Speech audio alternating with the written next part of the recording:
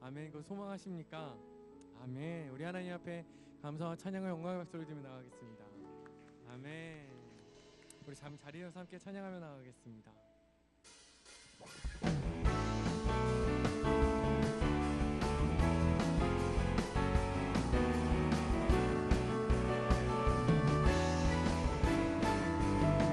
우리 주 안에서 노래하며 주의 이름 찬양해 감사로 그 문에 들어가 주 이름 송축하네 신랑 찬양하네 권능이 많이 외치세 할렐루야 높여지며 전능하신 주께 높이 계신 주님께 우리 여기 모인 이유 우리 마음 모아 주님을 높이는 것 높이 계신 주님께 높이 계신 주님께 우리 여기 모인 이유 우리 마음 모아 주님을 높이는 것 우리 주 안에서 노래하며 주의 이름 찬양해 바로 그 문에 들어가 주 이름 송축하네 신랑 찬양하네 권능이 많이 외치세 할렐루야 높여지며 능하신 주께 높이 하신 주님께 우리 여기 모인 이유 우리 마음 모아 주님을 높이는 것 신 주님께 우리 여기 모인 이유 우리 마음 모아 주님을 높이는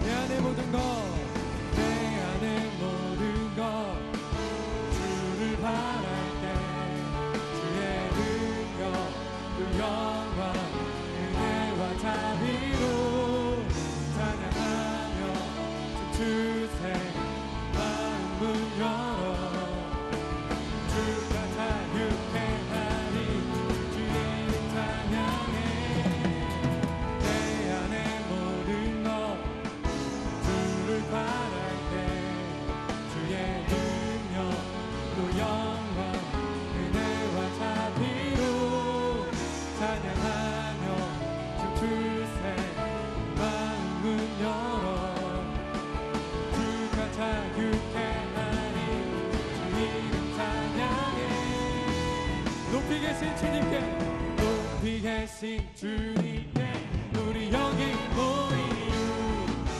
우리 마음 모아 주 이름 높이는 것 높이 계신 주님께 우리 여기 모인 이유 우리 마음 모아 주님을 높이는 것 높이 계신 주님께 높이 계신 주님께 우리 여기 모인 이유 우리 마음 모아 주님을 높이는 것 높이 계신 주님께 높이 계신 주님께 우리 여기 모인 이유 우리 마음 모아 주님을 높이는 것 마지막 높이 계신 주님께 높이 계신 주님께 우리 여기 모인 이유 우리 마음 모아 주님을 높이는 것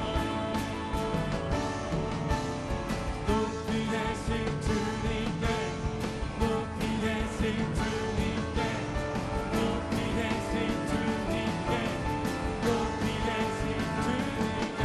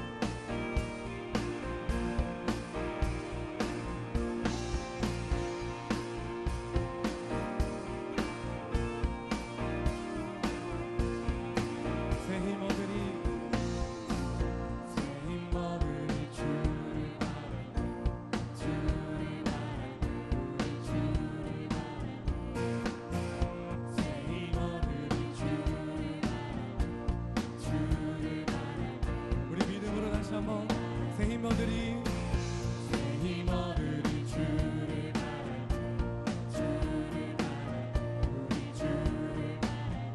주님을 바라봅니다.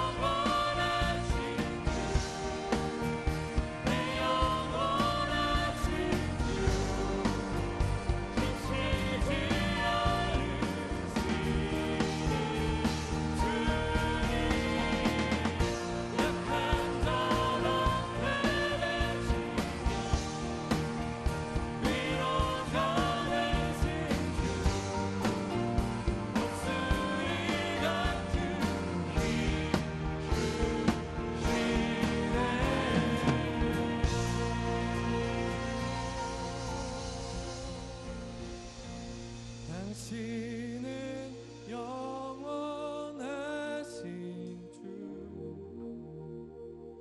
내 영원하신 주, 지치지 않으시는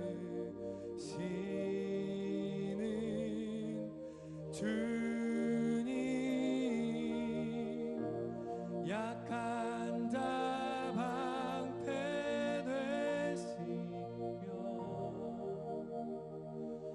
위로자 되신 주, 독수리 같은 힘 주시네. 당신은 영원하신 주, 내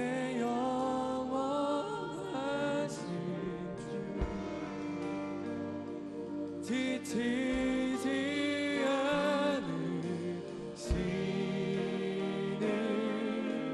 주님, 약한 자 방패되시며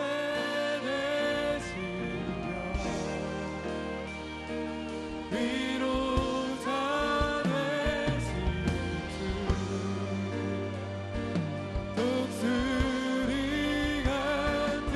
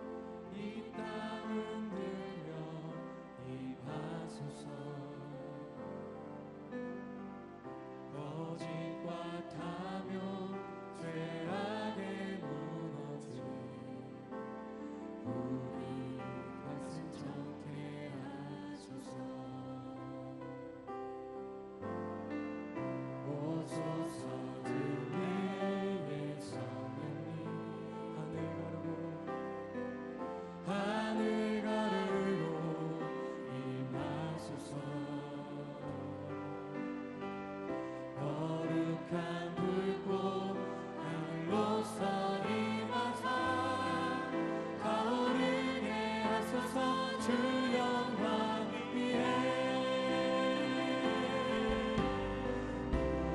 은혜를 가오르게 하소서. 진리의 말씀 이 땅 새롭게 하소서. 은혜의 강물 흐르게 하소서. 성령의 바람 이 땅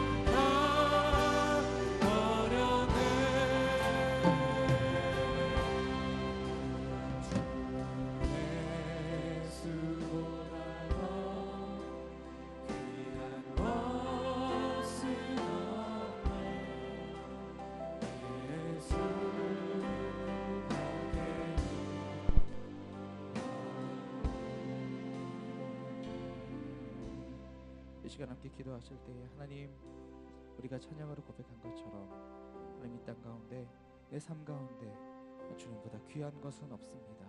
하나님, 내 삶에 하나님의 부흥을 허락하여 주시고 우리 가정 가운데 하나님의 부흥을 허락하시며 이 교회 가운데 이 나라의 민족 가운데 하나님의 부흥을 허락하여 주시옵소서. 주님만 바라보며 주님을 우선시하며 주님만 따라가는 우리의 복된 인생 될 수 있게 달라고 이 시간 주의 이름 한번 부르고 함께 주님 앞에 기도하며 나가겠습니다. 함께 기도하겠습니다. 주여,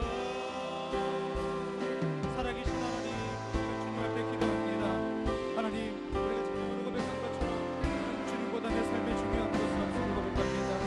이 세상에 주님보다 중요한 것은 나의 삶 가운데, 내 가정 가운데, 우리 교회 가운데, 이 나라의 민족 가운데 주님보다 더 귀한 것은 없음을 고백합니다. 아버지 주님, 그렇게 주님을 사랑한다고 고백하며 주님이 내 삶의 모든 것이라고 고백하는 남의 일생 가운데 하나님의 마음을 허락하여 주실 때에 주님, 우리 삶 가운데 주님의 부흥을 허락하여 주시고 우리의 가정 가운데 하나님의 부흥을 허락하여 주시며 우리의 교회 가운데, 우리의 공동체 가운데 하나님의 부흥을 허락하여 주시옵소서.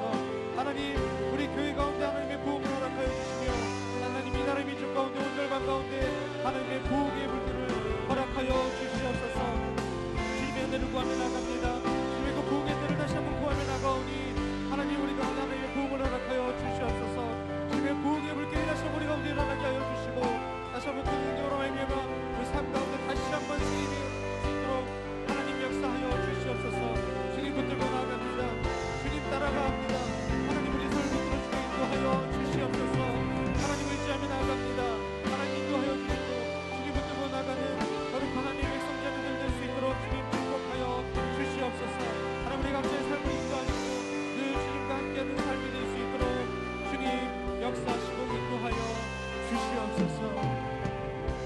살아계신 하나님, 이 세상의 그 어떤 것보다 주님이 우리 삶 가운데 중요한 것이고 우리 삶이 어떤 것도 주님보다 앞설 수 있는 것이 없으며 세상의 모든 것을 버릴지라도 주님밖에 따를 자가 없음을 이 시간 겸손하게 고백합니다. 하오니 주님, 그렇게 고백하는 입술마다 하나님의 은혜를 경험하게 하시고 주님의 그 놀라운 부흥을 우리 가운데 경험할 수 있도록 하나님 허락하여 주시옵소서. 내 삶의 부흥이 있게 하시고 우리의 가정 가운데 주님의 부흥이 있게 하여 주시며 내가 있는 그 공동체 가운데 하나님의 부흥의 역사가 있게 하여 주시고 그리고 무엇보다 주님의 몸된 교회 가운데 하나님의 부흥의 역사가 일어나게 하여 주시옵소서. 하나님, 그 놀라운 부흥의 역사 나로부터 시작되게 하여 주시고 내가 그 주님의 그 마중물이 되어 하나님 놀라운 부흥의 물길이 우리를 통하여 흘러갈 수 있도록, 시작될 수 있도록 하나님 우리를 사용하여 주시옵소서. 하나님, 이 시간 주님 앞에 겸손하게 나가오니 주님의 은혜를 간구하는 그 10년마다 하나님의 은혜를 경험하게 하시고 다시 한번 주님의 은혜로 충만하게 젖어드는 귀하고 놀라운 시간 되게 하여 주시옵소서. 모두가 감사드리고 살아계신 예수님의 이름으로 기도합니다. 아멘. 아멘. 아멘. 다시 한번 수요일에 오신 여러분들 환영하고 축복합니다. 우리 옆에 계신 분 와서 인사하셨겠지만 옆에 계신 분 또 앞뒤에 멀리 계신 분, 네, 잘 오셨습니다. 환영합니다. 축복합니다. 그래서 인사하실까요? 네, 손도 흔들어 주시고요. 네, 반갑습니다. 네, 네, 네. 우리 차세대 아이들만 손을 흔들어 주시네요. 네, 감사합니다. 고맙습니다. 네. 굉장히 오늘 아침부터 폭염주의보 막 재난 문자가 쏟아져 들어오더라고요. 그렇게 더울 때에 우리 가운데 안식처가 되는 것은 주님의 품, 바로 교회인 것 같습니다. 교회에만 있으면 어쩌나 이렇게 시원하고 좋은지 너무 좋은 것 같습니다. 예배할 때도 덥지 않고, 네, 주님을 찬송할 때도, 네, 마음은 뜨거우나 몸은 덥지 않은 그런 은혜가 있습니다. 함께 말씀 보도록 하겠습니다. 창세기 47장 9절 말씀입니다. 이 한 절의 말씀 통해서 하나님께서 우리에게 무엇을 말씀하시는지 함께 좀 나누려 합니다. 창세기 47장 9절 말씀이고요. 오늘 말씀의 제목은 야곱의 상처라는 제목입니다. 47장 9절 말씀, 우리 한 절 말씀이니까요. 같이 읽도록 하겠습니다. 시작. 야곱이 바로에게 말했습니다. 제 나그네 인생이 130년이 됐습니다. 제 인생의 수가 짧지만 고달픈 세월을 보냈습니다.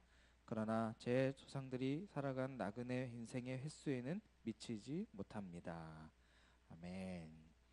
이게 무슨 얘기인가 싶으시죠? 네, 이 이야기는 이제 총리가 된 요셉이 총리가 되어서 형제들을 만나고 그리고 나서 얼마 있지 않아서 그 아버지인 야곱이 초대되어서 온 가족이 함께 모이게 되었을 때 그 아버지 야곱이 바로 왕 앞에서 소개를 서로 받으며 인사를 하면서 자신의 인생의 뒤안길에서 자기의 인생을 한마디로 정리하고 있는 아주 짧은 구절입니다. 야곱이 바로 왕에게 말하는 거죠. 나 지금 130년을 살았는데 내가 사는 인생 그렇게 길지 않은 인생이었지만 내 인생에 너무 고달픈 세월을 보냈습니다 라고 이야기를 합니다. 애굽의 바로왕 앞에서 이 야곱이 자신의 인생에 대해서 고달픈 세월을 보냈다라고 얘기합니다. 힘든 세월을 보냈다고 얘기하는 거죠. 쉽지 않은 인생을 살아왔다고 이야기합니다. 야곱이 자신의 삶 130년의 삶을 한마디로 딱 압축했을 때 한 단어로 얘기한다.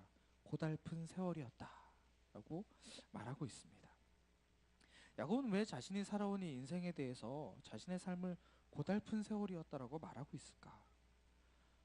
자신이 지금 다른 왕 앞에서, 다른 나라 왕 앞에서 그 왕을 대면하고 있는 자리에서 자신의 삶에 있어서 하나님의 은혜가 무엇이었는지, 또 자기가 어떤 경험들을 했는지 그 놀라운 이야기들을 하면서 내 인생에 이런 일들이 있었습니다라고 자랑을 해도 모자랄 판에 지금 야곱은 자기 인생을 왜 이렇게 부정적으로 설명할 수 있을까? 물론 여기 계신 제 인생의 선배님들도 지금까지 살아온 인생에 그 넉넉지 않았던 부분들로 내 인생에 참 고달픈 시간이 있었다라고 말씀하시겠지만 그 고달픈 세월 이면에 내 삶을 인도하신 하나님의 은혜가 분명히 있기 때문에 내 인생이 힘들지만 하나님의 은혜가 있었다라고 말할 수 있음에도 불구하고 이 야곱은 그런 얘기 한마디도 없이 자신의 인생이 너무 고달픈 인생이었다고만 얘기를 합니다. 야곱의 이 말에 숨겨진 그 마음의 상태가 담겨져 있습니다. 그 마음의 상태가 지금 우리 마음에 그 여러 가지 안타까운 일들과 연관되어 있다는 것을 오늘 말씀을 통해서 함께 나누려고 합니다. 말씀드렸듯이 야곱은 이스라엘 12지파의 그 근간이 되는 그런 12명의 아들들의 아비가 되는 사람입니다. 이 야곱으로부터 12지파가 생겼다고 해도 과언이 아니죠. 야곱의 아들들이 이스라엘의 근원이 되는 그 12지파의 가장 우두머리들이 되었으니까요. 아주 중요한 사람입니다. 오늘 함께 보지는 않았지만 창세기 49장이니까 오늘 47장을 읽었는데 뒤로 넘어가서 49장에 야곱이 죽기 전에 자신들의 아들들을 모아놓고 마지막 유언이자 마지막 축복의 말들을 하는 시간을 갖습니다. 근데 유언이라는 것이 그렇지 않습니까?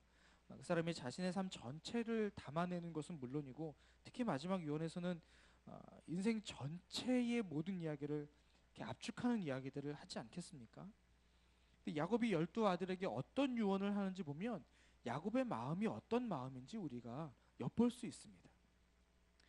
그 야곱이 그 12명의 아들들에게 한 내용들을 보시면 야곱의 마음에 감고 있던 그가 풀어지지 못했던 숙제들, 야곱의 마음에 감춰져 있던 상처가 무엇인지, 또 이 야곱이 자신들의 아들들에게 어떤 생각을 갖고 있었는지, 평생의 삶 속에서 그 아들 한 명 한 명에게 무슨 마음을 갖고 대했는지가 그 유언을 보면 아주 극명하게 드러나는 것을 볼 수 있습니다.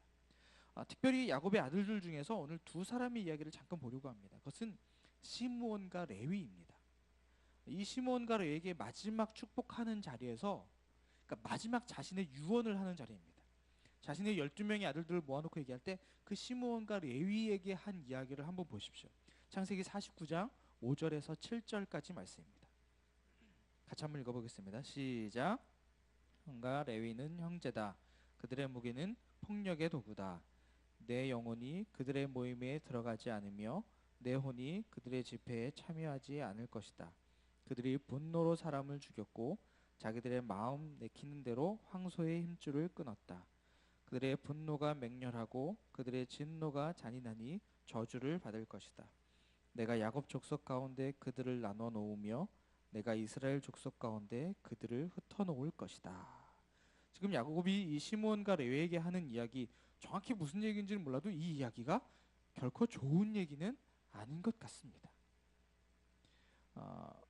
아시는 대로 야곱은 자기 스스로가 형 에서인 것처럼 꾸미고 아버지 이삭에게 들어가서 장자의 축복을 가로챘던 사람입니다. 여러분 기억하시죠? 이 야곱은 그렇게 좋은 말들로 남아 축복을 받았었습니다. 그런데 지금 자기의 아들인 시므온과 레위에게는 지금 축복이 아니라 저주의 말을 쏟아놓고 있습니다. 뭐라고 얘기합니까? 분노로 사람을 죽였답니다. 시므온과 레위, 너희들은 분노로 사람을 죽였어. 그리고 너희들 마음 내키는 대로 황소의 힘줄을 끊었어. 그렇기 때문에 너는 저주를 받을 것이야 라고 그렇게 기도를 하고 있습니다. 분노와 진노가 커서 저주를 받을 것이라고 하면서 야곱 자신이 그들을 이스라엘 족속 가운데서 흩어버리겠다고까지 얘기를 합니다. 자기의 사랑하는 아들들인데 너희들이 그렇게 분노하고 나쁜 짓을 했으니까 내가 너희들을 형제들 가운데서 흩어버릴 거야 라고 이야기를 합니다. 저주의 말이죠. 분명히 야곱의 자식들은 지금 12지파를 이루면서 이스라엘 민족을 이룰 사람들입니다. 그렇게 출발하는 사람입니다. 그런 지파의 어떤 대표 수장들에게 지금 이런 저주를 퍼붓는 것은 우리가 생각할 때 조금 지나치다고 볼 수도 있을 것 같습니다. 이 이야기는 무엇이냐면 야곱의 마음에 지금 뭔가 해결되지 않은 여러 가지 문제들이 있었다는 겁니다. 그런 여러 가지 안타까운 것들이 마음 깊숙하게 박혀 있었다라는 거죠. 자, 지금 야곱은 시므온과 레위에게 저주를 했습니다. 그럼 도대체 시므온과 레위가 무슨 짓을 했기에 야곱이 이 두 사람을, 자기의 그 두 아들을 저주하는 말을 쏟아냈을까? 도대체 어떤 일을 해서 그 일이 마음 깊숙한 곳에 남아서 자신의 죽음을 앞둔 이 마지막 순간 이 자리에서 자기의 자식들을 저주하고 있는지. 야곱은 죽음의 문 앞에 이르면서까지도 자기 스스로 해결하지 못한 일들이 있었던 겁니다. 수십 년 동안 자신이 갖고 있었던 마음의 안타까운 상처들을 내면에 꾹꾹 눌러서 저장해 놓았다가 죽기 직전에 지금 그 거친 말들을 쏟아내고 있는 거죠. 그래서 축복해야 할 마지막 순간에 지금 자식들에게 저주를 하고 있는 것입니다. 자, 그렇다면 시므온과 레위에게 저주를 내리는 야곱의 이 안타까운 상황이 무엇인가?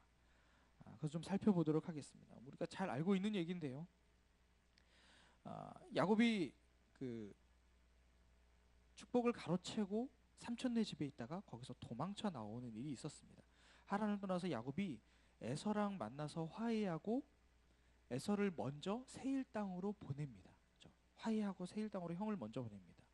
그리고 자기 자신은 형을 따라가야 함에도 불구하고 내 아이들이 아직 어려서 내가 같이 가지 못하겠다고 핑계를 대죠.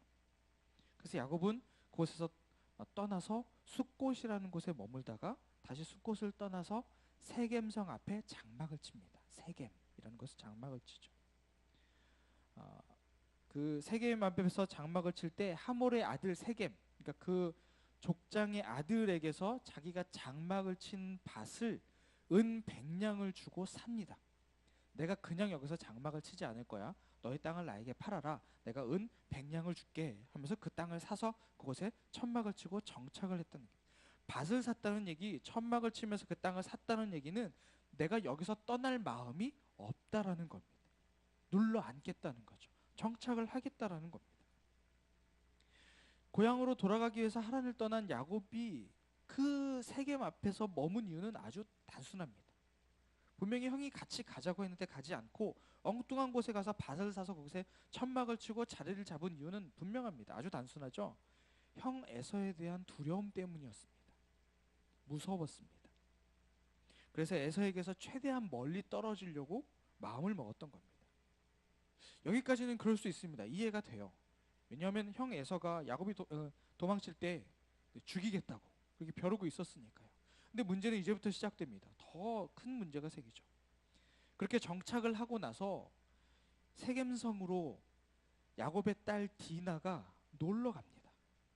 근데 그곳에서 그 세겜성의 족장인 세겜을 만나게 되죠. 세겜이 그 디나를 발견합니다.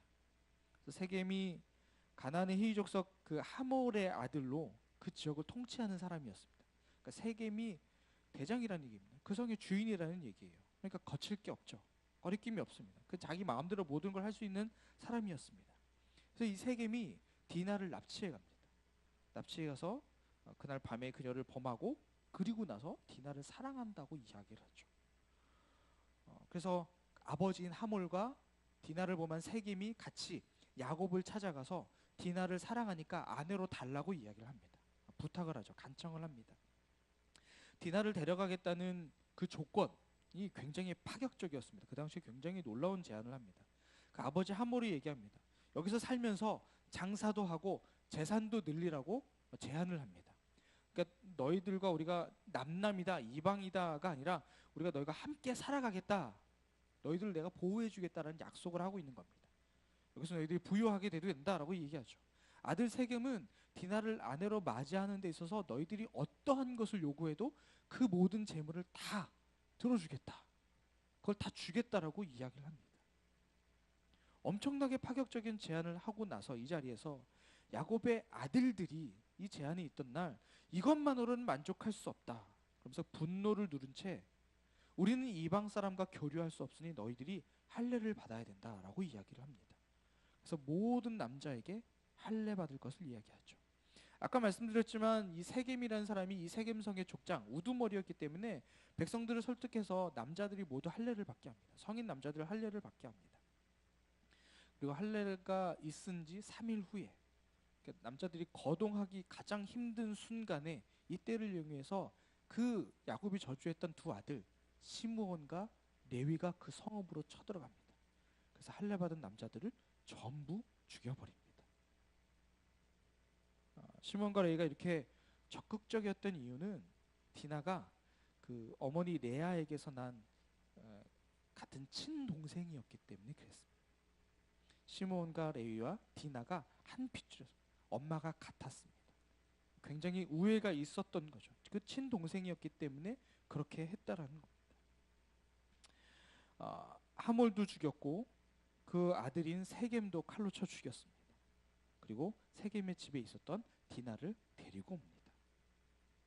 그리고 야곱의 다른 아들들은 각각 동참하면서 거기 있던 모든 재물들 양과 소와 나귀와 성 안에 있는 것과 성 밖에 있는 것까지 모든 재산을 싸그리 다 가지고 옵니다. 그리고 어린 아이들도 데리고 오고 아낙네들도 다 사로잡아 집안에 있는 모든 물건들을 전부 다 약탈해서 가지고 옵니다. 이 시므온과 레위가 세겜성의 모든 남자들 할례를 받았던 모든 남자를 다 죽이고 디나를 그 여동생 디나를 구해오니까 그 아버지 야곱이 뭐라고 얘기했는지 아십니까? 지금 이 상황을 보면 복수했습니다. 말도 안 되는 상황, 자신들의 가문을 더럽힌 이 세겜을 다 없애버리겠다 해서 갔던 이 사람들 복수하고 온 겁니다. 그런데 야곱이 뭐라고 얘기하는지 한번 보십시오. 34장 30절에 이렇게 나옵니다. 창세기 34장 30절에 이렇게 나옵니다. 제가 읽겠습니다. 야곱이 시므온과 레위에게 말했습니다. 너희가 나를 곤란하게 만들었구나. 이 땅에 사는 사람들 곧 가나안 족속과 브리스 족속들이 나를 사귈 수 없는 추한 사람이라고 여길 것이다. 나는 수도 얼마 되지 않는데 만약 그들이 뭉쳐서 나를 공격하면 나와 내 집이 망하게 될 것이다 라고 이야기를 합니다. 이 구절을 자세히 한번 보십시오. 자세히 보시면 야곱은 나, 내 라는 단어를 6번이나 사용하는 것을 볼 수 있습니다. 내가, 나는 이런 말을 6번이나 사용합니다. 지금 여러분 생각해 보십시오. 이 시점이 지금 자신의 딸이 강간을 당한 상황입니다. 그리고 거기에 더해서 이방 족속에게 납치를 당한 상황입니다. 근데 야곱의 말에는 자신의 딸이 그런 일을 당한 데 대한 걱정은 찾아볼 수가 없습니다. 그냥 오로지 내가 어떤 일을 당할까 봐 두려움 가운데 있습니다. 만약 다른 족속들이 보복을 한다면 가장 먼저 시므온과 레위를 그들에게 내놓았을 수도 있을 만큼의 그런 상황이라. 근데 지금 그 아들들에 대한 걱정도 하나도 없습니다. 시므온과 레위가 이 일을 벌이고 났으니 이 족속들이 함께 모여서 우리를 친다고 얘기할 때 그러면 시므온과 레위가 가장 먼저 죽임을 당할 텐데 그 아들들에 대한 걱정도 없습니다. 자기 딸에 대한 걱정도 하나도 없습니다. 오직 자기 걱정뿐입니다. 이 사람들이 뭉쳐서 나를 공격하면 나랑 내 집이 무너져서 망하게 될 것이다 라고 이야기합니다. 그들이 뭉쳐서 나를 공격하면 나와 내 집이 망하게 될 것이다. 이 짧은 문장에서도 지금 나, 내 이 단어 자기를 향한 단어가 벌써 3번이나 나옵니다. 아주 자기 방어적인 성향을 보이고 있는 거죠. 그러니까 자기 방어나 피해의식의 상처를 가진 사람들의 대표적인 현상입니다. 나밖에 모르는 거죠.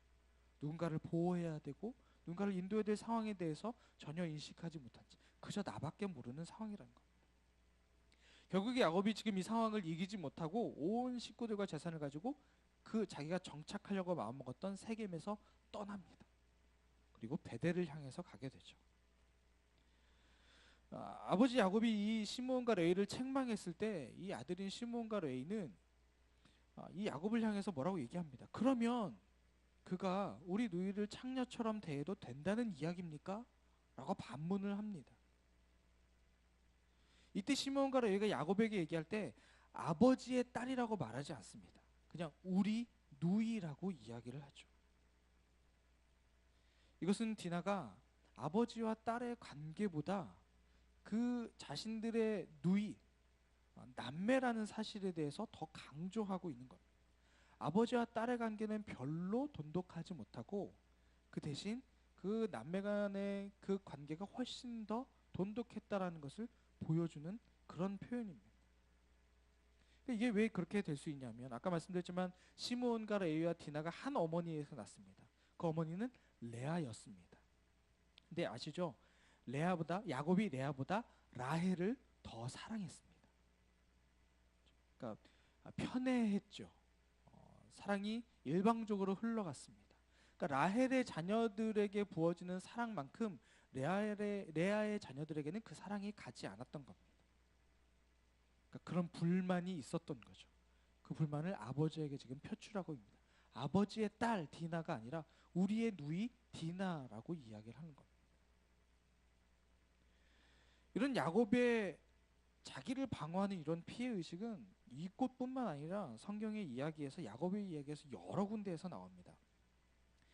특히 그 애굽에 그 요셉이 있을 때 그 다른 아들들이 곡식을 구하러 가죠. 감으로서도 곡식을 구하러 갔을 때 베냐민을 데리고 가서 곡식을 다시 얻어오겠다고 이야기하죠. 그때 누가 인질로 잡히고 다른 형제들이 집으로 가서 베냐민을 데리고 와서 곡식을 가지고 와야만 하는 상황이었습니다.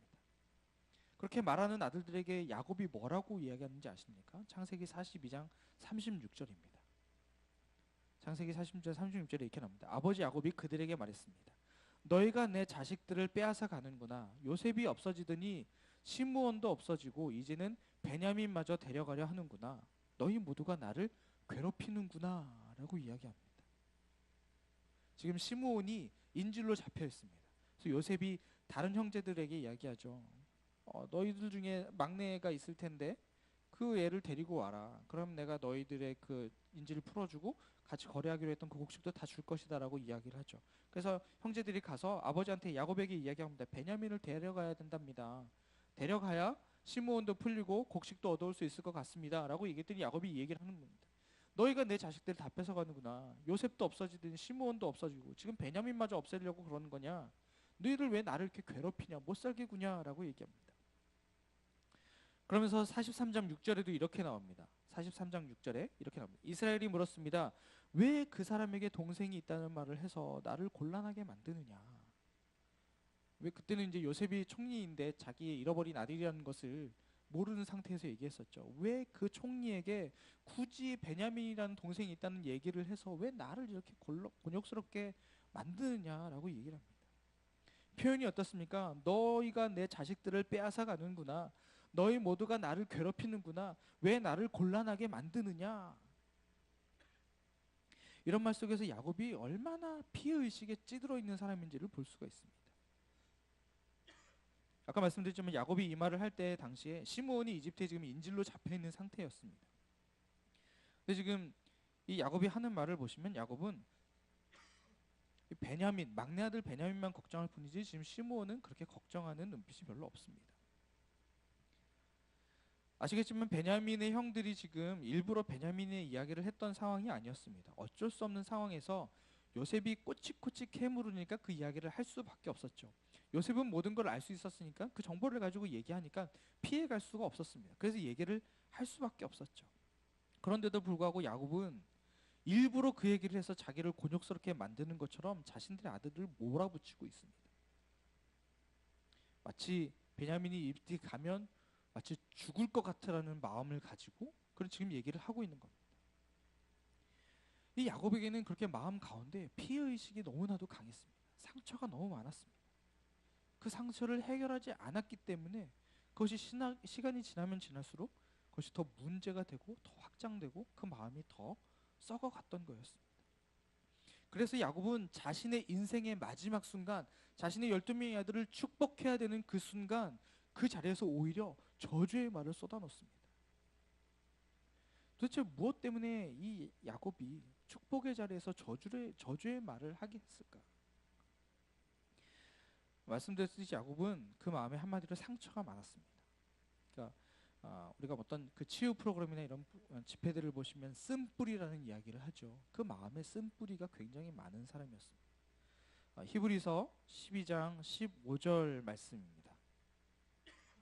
히브리서 12장 15절 우리 같이 읽겠습니다. 시작. 하나님의 은혜에 이르지 못하는 사람이 없도록 주의하십시오.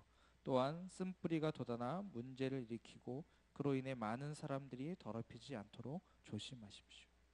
그 마음에 상처가 남아있으면, 쓴뿌리가 남아있으면 그 마음이 문제가 생긴다는 겁니다. 성경에서 지금 그 쓴뿌리가 돋아나서 문제를 일으키지 않도록 하라고 얘기합니다.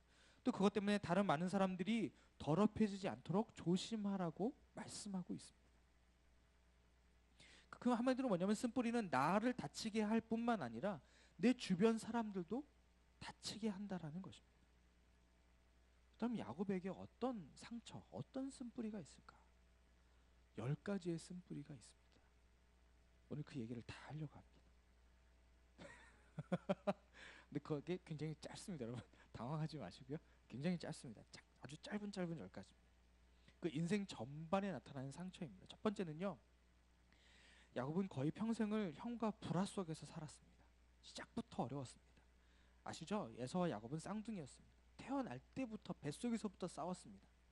하나님은 그것을 보고서 나중에 두 민족이 싸울 것이다 라는 얘기까지도 하셨죠. 근데 에서가 먼저 나오니까 야곱이 에서의 뒷 발꿈치를 잡고 나오죠. 그리고 이 사람들은 엄마 편, 아빠 편으로 각각 부모의 편애를 받으면서 자랐습니다. 이삭은 에서를 사랑했고 엄마인 리브가는 야곱을 사랑했죠. 형제간의 이 애증 관계, 이 건널 수 없는 이 강이 평생을 갔습니다. 아까 처음에 말씀드렸지만 나중에 이 야곱과 에서가 화해를 하긴 합니다. 하지만 이 둘이 죽고 나서도 그 갈등은 계속되죠. 민족의 갈등으로 번져나갑니다. 이스라엘 민족. 형제간의 불화가 대를 이어서 지속됐던 겁니다. 평생을 불화 속에서 살았던 거죠. 두 번째는요, 이 야곱은 형과 아버지를 속여서 장자의 축복을 받은 사람이라는 겁니다. 야곱이 형 에서에게서 팥죽 한 그릇에 장자권을 샀다는 것 기억하시죠? 그리고 이삭이 장자권 축복을 할 때 에서인 것처럼 속이고 들어가서 그 축복을 받아냈던 것도 기억하시죠? 아버지와 형을 속여서 축복을 가로챘습니다. 태생이 사기꾼의 기질이 있지 않는 이상 아버지와 형을 속이고 무언가를 가로챘다라는 것이 그의 마음 가운데 편한 일은 아니었을 겁니다. 속여서 얻은 거잖아요. 마음이 불편했다라는 겁니다. 축복이 아닐 수도 있는 상황, 마음이 어려웠다는 거죠. 세 번째는요, 이 야곱은 부모와 아주 오랜 기간 동안 헤어져 있었습니다. 야곱이 하란에서 한 20년을 살았습니다. 돌아와서도 한참 후에야 이삭을 찾아갔죠. 야곱과 이삭이 다시 만나고 나서 이삭이 180세에 늙어서 죽어 장사 지냈다는 이야기가 나옵니다. 그런데 엄마인 리브가는 죽을 때까지 야곱을 만나지 못합니다.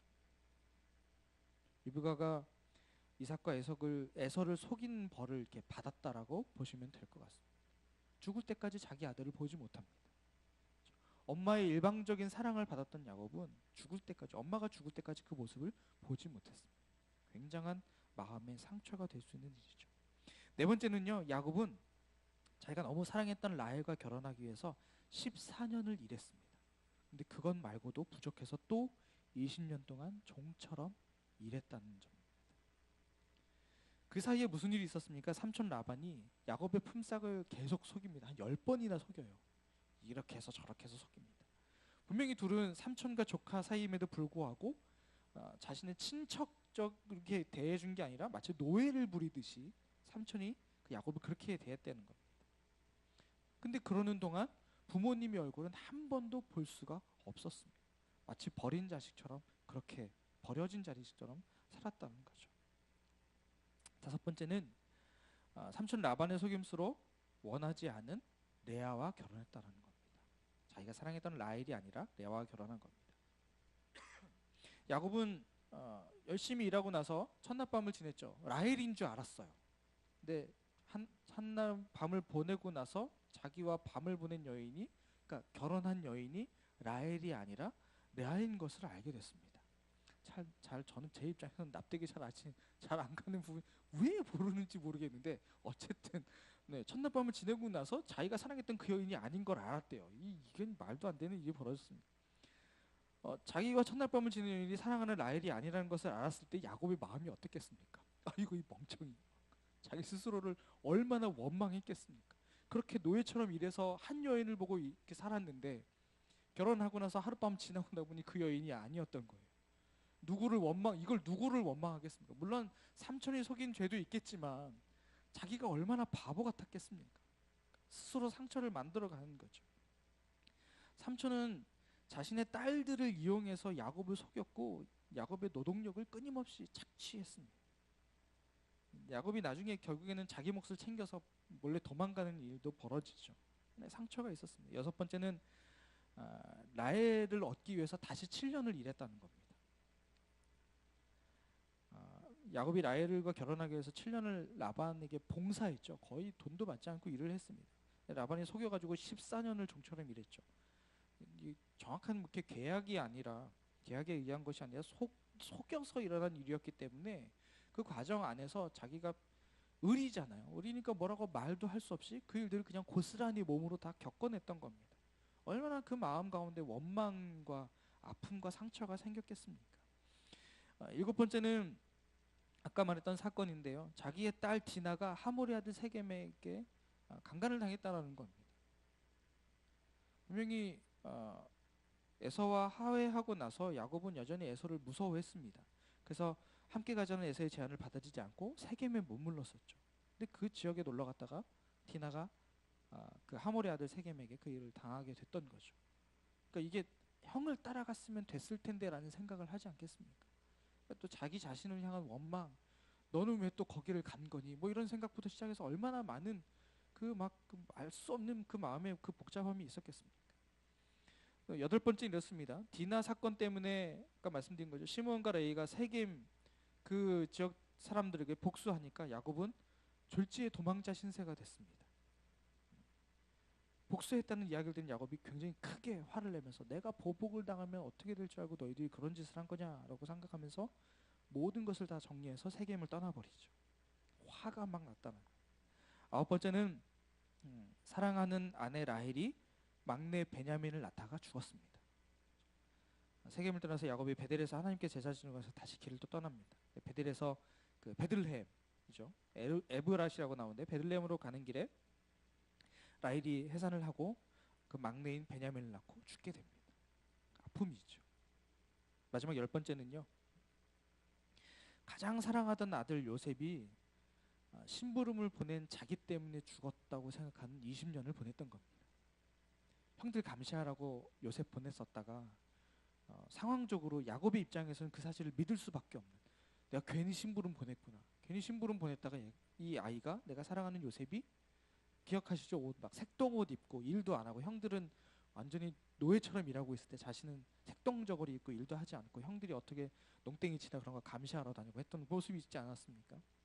자기가 그렇게 보냈다가 아들이 죽은 줄 알았다는 거죠. 20년을 그렇게 살았습니다. 나 때문에 내가 사랑하는 아들이 죽었다라는 그 마음의 상처가 있었다.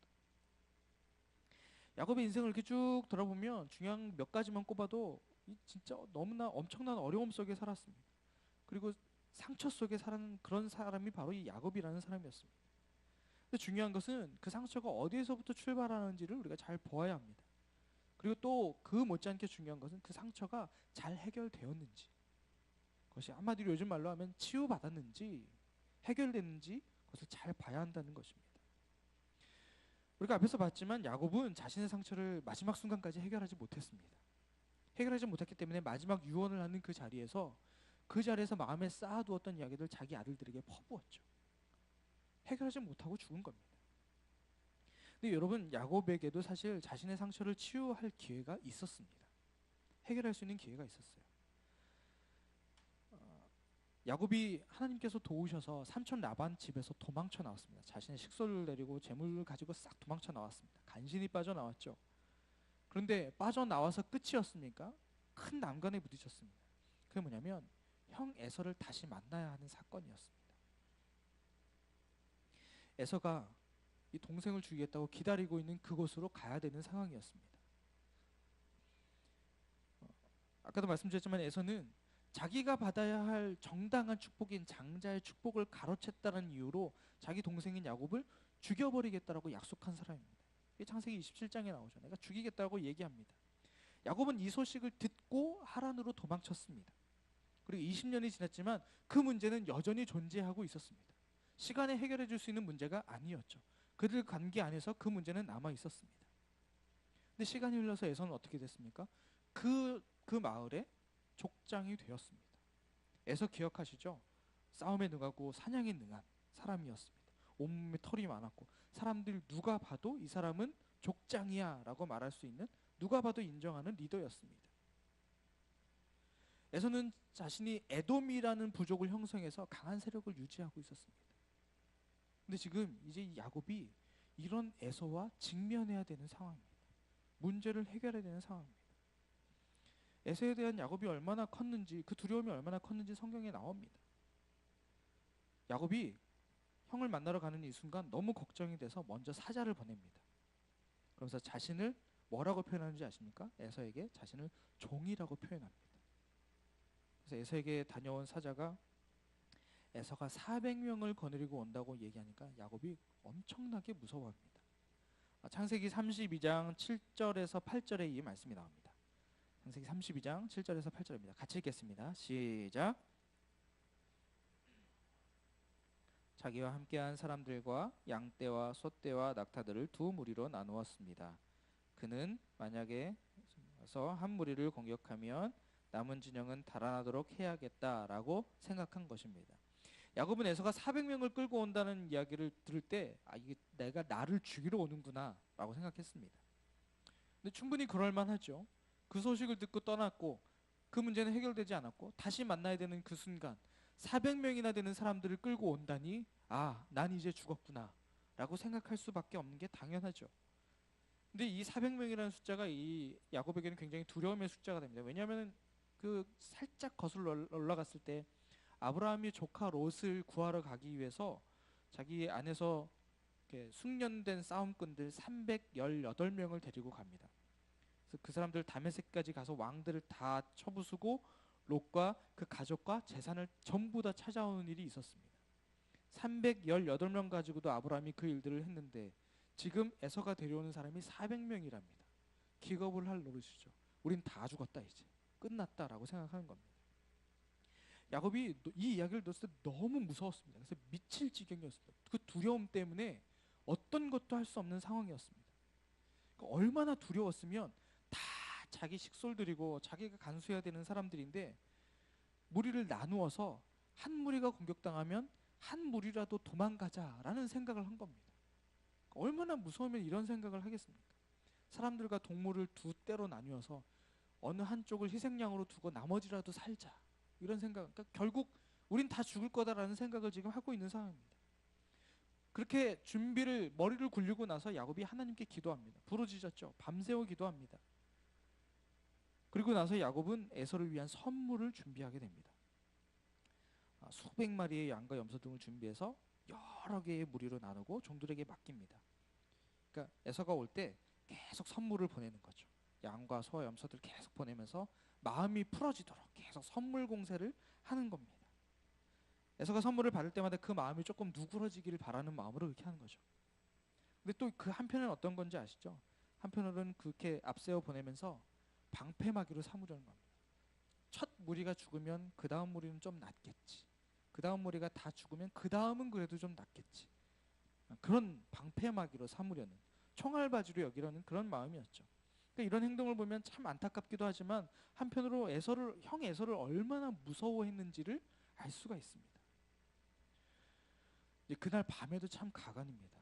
자기 가족들은 그 야복강을 다 건너게 합니다. 다 건너가게 하고 자기는 안 건넙니다. 혼자 살겠다는 거죠. 얼마나 무서웠습니까? 그렇게 다 보내고 자기가 사랑하는 라헬과 그 자녀들마저도 다 보내고 자기 혼자 강을 건너지 않습니다. 그 순서도 참 대단하죠. 가축을 앞세우고요. 그 뒤에 여종들과 그 가족, 그러니까 빌하하고 실바의 가족을 보냅니다. 그리고 그 뒤에 레아의 가족을 두고요. 그리고 나서 맨 마지막에 라헬의 가족을 둡니다. 그러니까 그 순서는 자기가 사랑하는 순서로 그렇게 순서를 두었습니다. 라헬과 요셉이 가장 뒤에 있었죠. 이렇게 해서 가족을 앞세우고 자기는 그 강마저도 건너지 않는 상황.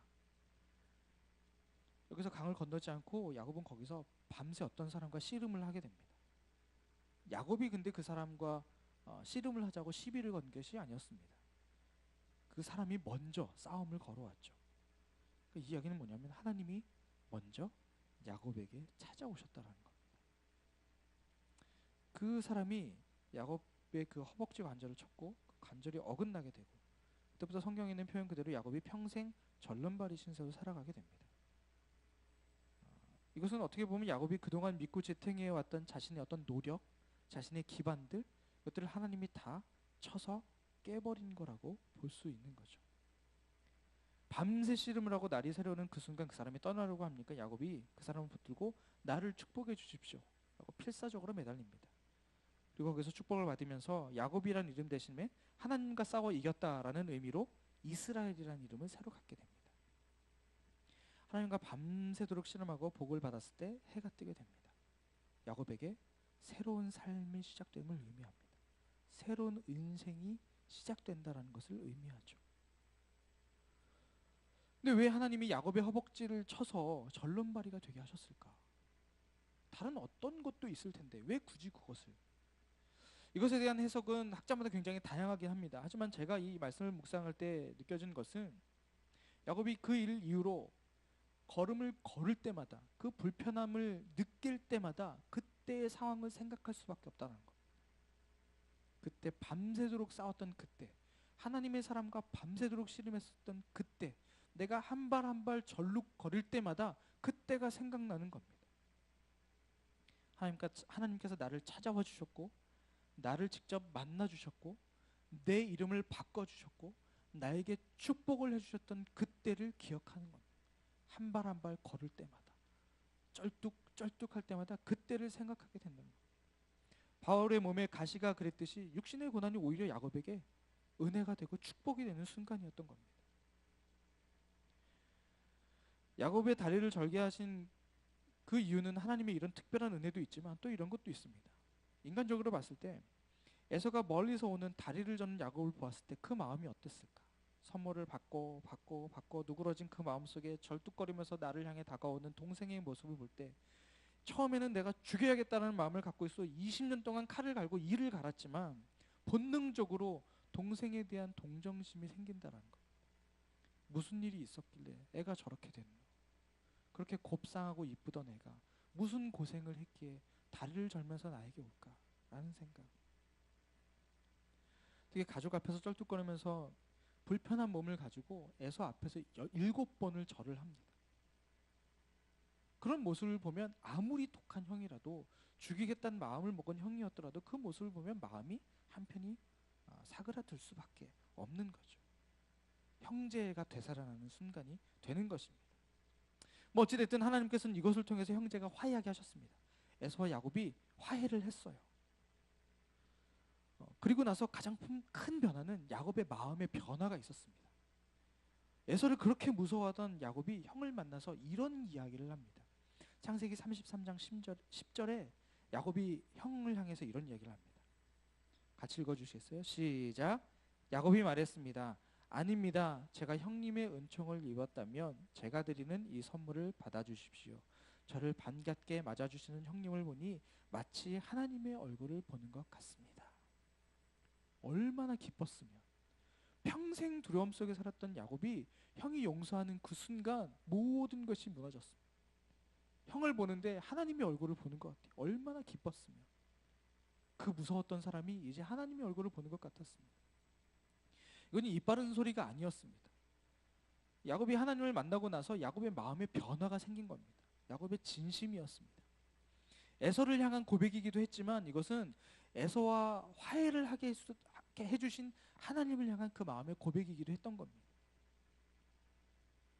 종들과 가축들을 먼저 보내고 제일 뒤에 남아있던 야곱이 이제 맨 앞에서 에서를 맞이합니다. 그렇게 무서워서 맨 뒤에 강도 건너지 않았던 그 야곱이 이제는 맨 앞으로 뛰어가서 형을 맞이하는 겁니다. 형에 대한 두려움, 불안이 이제 해결되고 담대하게 나가는 모습, 그 마음 안에 변화가 시작된 겁니다. 그런데 에서에 대한 이 야곱의 두려움, 이 무서움, 공포가 완전하게 해결되었던 것은 아니었습니다. 아까 말씀드렸듯이 형이 동생을 향해서 같이 가자라고 이야기합니다. 그런데 아까 말씀드렸죠. 야곱이 우리 자식들이 아직 좀 어려서 이 일정을 소화를 못할 것 같습니다. 그리고 가축들도 많이 지쳤습니다. 좀 쉬었다 갈게요. 형님 먼저 가시죠. 제가 뒤에 따라가겠습니다. 라고 거절을 합니다. 그리고 에서가 얘기하죠. 그래? 그러면 내가 데리고 있는 400명 진짜 괜찮은 사람들이니까 내가 몇 명 남겨놓을게. 너희들 좀 도와줄게. 라고 이야기를 합니다. 근데 그것도 거절합니다. 그러면서 야곱은 거기서 세일로 찾아가서 에서를 만나겠다고 약속한 이후에 찾아가지 않습니다. 형을 따라가지 않습니다. 그 마음의 변화는 시작됐지만 형에 대한 두려움을 결국엔 극복하지 못한 겁니다. 만약 형을 따라서 따라갔었더라면 그 마음에 더 그 두려움을 극복할 수 있는 길들이 열렸을 텐데 야곱은 안타깝게도 형을 찾아가지 않습니다. 그래서 결국 형에 대한 두려움을 온전하게 완전하게 극복하지 못하게 됩니다. 다시 말해서 그 얘기는 무엇이냐? 야곱은 자신의 상처, 마음에 있던 상처를 완전하게 치유하지 못하게 된 것입니다. 하나님께서 야곱에게도 분명히 약속하셨습니다. 창세기 32장이 나오는데 네가 분명히 내게 은혜를 베풀어 내 자손의 바다의 모래처럼 셀 수 없이 많아지게 하겠다라고 야곱에게도 약속하십니다. 야곱이 그 약속을 믿었다면 더 이상 이 에서를 두려워할 이유가 없었습니다. 나를 통해서 그렇게 많은 민족들이 생겨난다고 하는데 하나님께서 나를 죽이시게 하겠어라는 그 믿음이 있었다면 형을 두려워할 이유가 더 이상 없었습니다. 하지만 야곱은 에서를 뒤따라가겠다라는 그 약속을 지키지 않고 그냥 그곳에 머물러 버립니다. 숲곳에 머무르죠. 그리고 아까 말씀드린 대로 세겜성 앞에 장막을 치고 거기서 거할 수 있는 땅을 은 100냥에 사게 됩니다. 그리고 그 일들이 계속해서 벌어지는 거죠. 근데 문제는 디나가 그런 일을 당하는 것만큼이나 안타까운 것이 무엇이냐면 세겜에 머물면서 그 가족이 이방신을 섬기는 일이 시작됩니다. 어디에 머물면서 항상 문제가 시작됩니다. 이방신을 섬기는 일이 일어납니다. 그리고 가나안의 그 이방신을 섬기는 풍습이 야곱의 집안에도 들어오게 됩니다. 라헬이 그 야곱이랑 같이 식독과 같이 삼촌 라반의 집에서 도망칠 때 있었던 일 기억하시죠? 드라빔을 가지고 훔쳐갖고 나오지 않습니까? 아주 처음이자 공식적으로 야곱 가족에게 이방 우상이 들어오는 순간이었습니다. 근데 이제 이방신을 섬기는 일이 이 야곱의 식솔들에게는 아주 일상적인 일이 되어버립니다.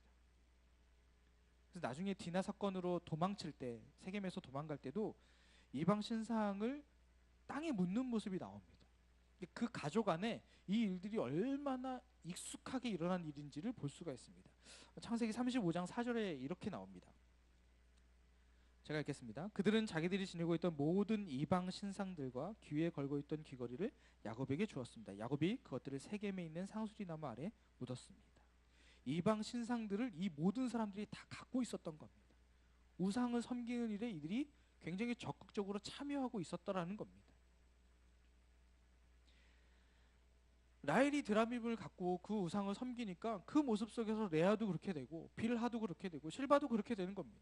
우상이 그들 가족 안에 아주 능숙하고 편안하고 익숙한 모습으로 들어왔다는 거죠. 그래서 라헬 한 사람이 아니고 여러 사람이 자기 손에 있는 이방 신상들을 거기서 도망칠 때 야곱에게 주죠. 그래서 야곱이 거기서 세겜 땅에 묻고 도망갑니다. 귀고리를 묻는 모습도 나와요. 귀고리를 묻는 이유는 귀고리를 다는 습관이 가나안 풍습에서 나왔습니다. 귀고리. 그것이 가나안 풍습에서 나온 거거든요. 그 미디안을 비롯해서 그 이스마엘 사람들이 초승달 모양의 귀고리를 하는 것이 그들의 풍습이었습니다. 근데 초승달 모양이 지금의 이슬람의 상징이기도 합니다. 이게 세겜 땅에서 야곱의 가족이 그 사람들과 어울리면서 우상을 집안으로 들어왔다는 것을 보여줍니다. 그리고 그 지방의 풍습을 쫓아서 귀고리도 하고 우상도 숭배하고 그들과 똑같은 모습으로 살아갔다는 것을 보여주는 겁니다. 그리고 심지어는 그 사람들이 야곱이 얘기를 해가지고요, 옷도 바꿔 입습니다. 자신들의 이스라엘 민족의 옷이 아니라 그들 가나안 문화의 옷들을 입기 시작합니다.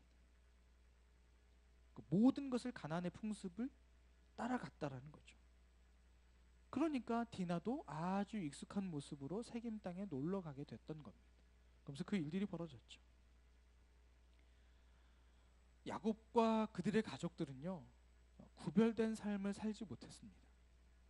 하나님의 약속도 있었고 하나님의 은혜도 경험했고, 그래서 그 형과 함께 그들의 땅으로 돌아갔다면 거기서 어떤 일이 벌어질지 모르겠으나 다시 하나님께서 약속하신 그 일들, 창세기 32장에 야곱과 다시 한번 약속했던 그 약속을 이루면서 살아갈 수 있었을 텐데, 야곱은 그 마음의 상처를 해결하지 못한 채 형에게 가지 않고 자신들이 보기 좋은 그 땅에 가서 그곳에서 머물러 살면서 익숙한 대로 어느 것 하나 거르지 못한 채 그걸 모두 다 받아들이면서 그들과 다른 모습이 아니라 구별되지 않은 그들과 똑같은 삶을 살아가게 되었다는 것.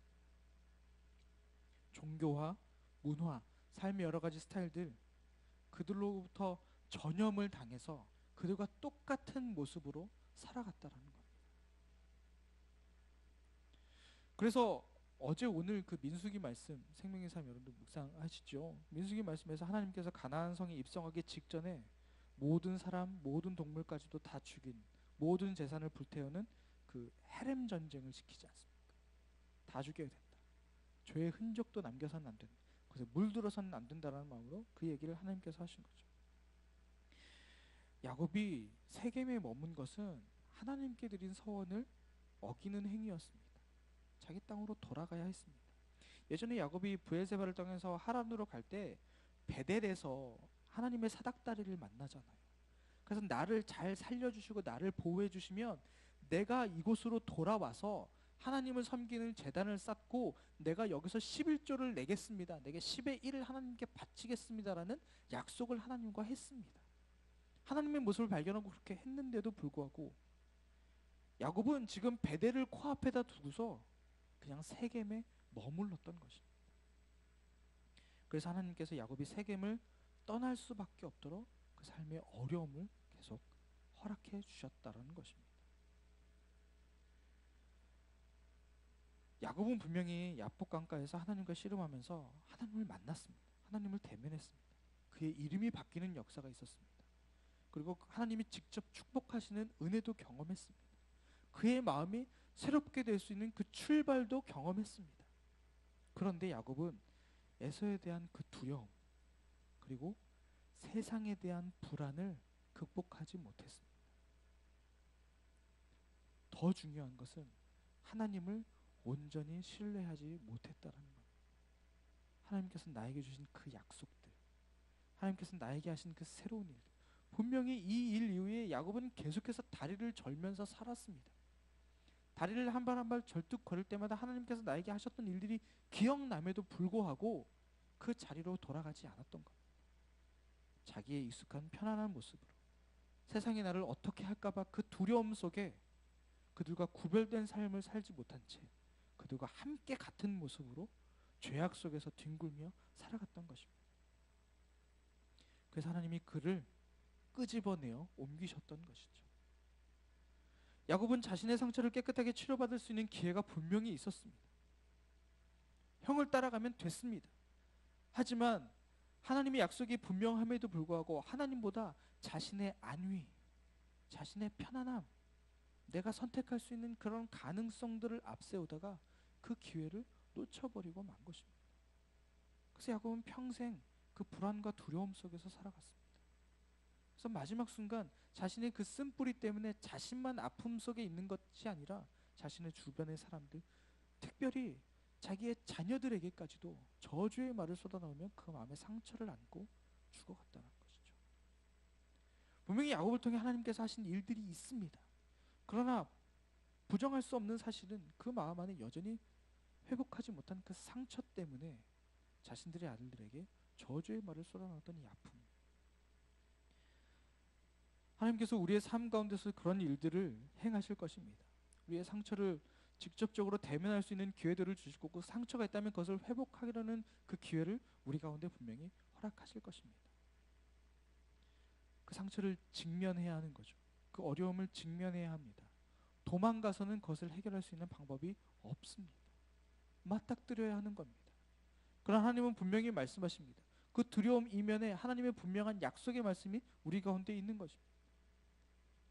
내가 너를 이렇게 할 것이다라는 하나님의 분명한 약속. 우리가 그 약속을 신뢰할 때 우리 가운데 있는 어떤 어려움과 두려움도 더 이상 우리의 발목을 잡지 못합니다.